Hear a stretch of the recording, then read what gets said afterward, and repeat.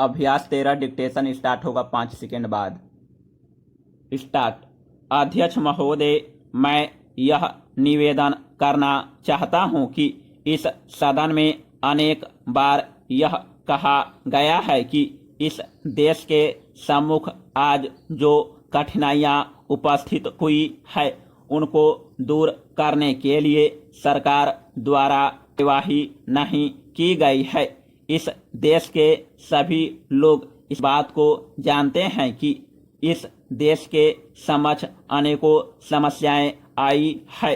पाकिस्तान एवं बांग्लादेश से आए हुए विस्थापितों को बसाने में ही इस देश का अरबों रुपया खर्च हो चुका है।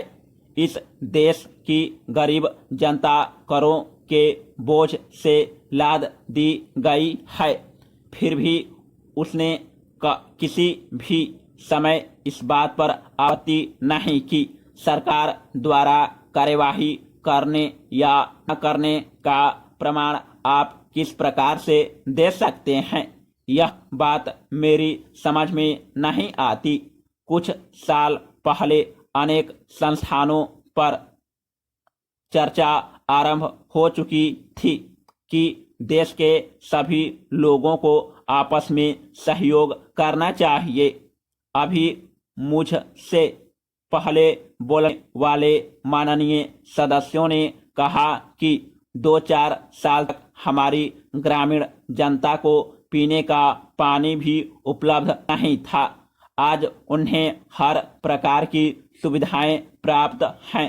उनके लिए अस्पताल, स्कूल और कॉलेज खोल दिए गए हैं। आज पढ़े लिखे लोगों की संख्या कुछ वर्ष पहले की संख्या से 3 गुनी अधिक है।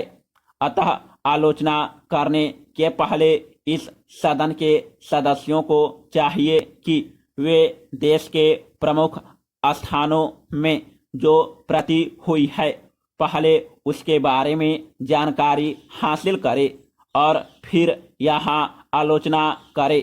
इस देश के लोग भले ही गरीब हैं, किंतु पिछले अनेक सालों से देश में हुई प्रगति को नज़रअंदाज नहीं किया जा सकता है।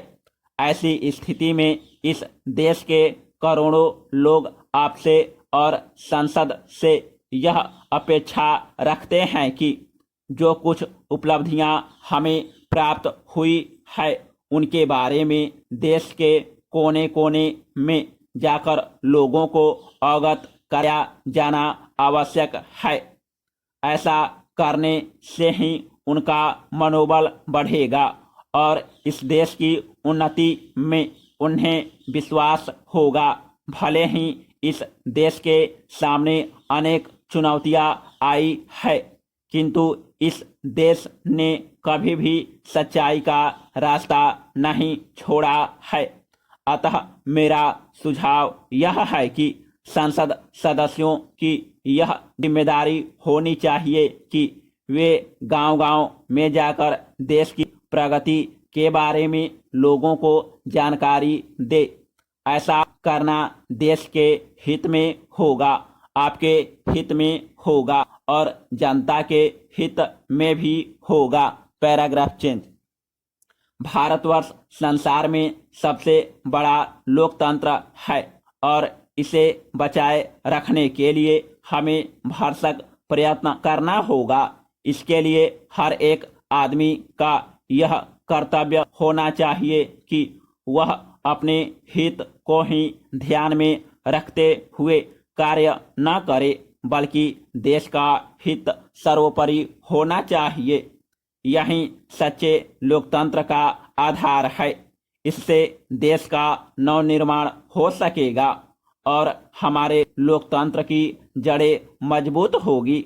जब तक देश के नागरिक अपने कर्तव्य के प्रति सजग नहीं होंगे, तब तक राष्ट्र की प्रगति नहीं हो सकती। समाप्त।